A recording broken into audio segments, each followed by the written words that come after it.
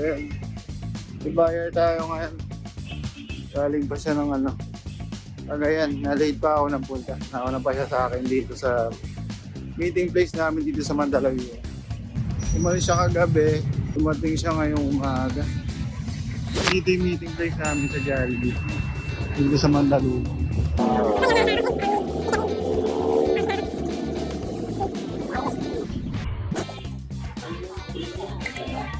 EOS, ano ba? RP, ano sir? Yun yung bibili ni sir.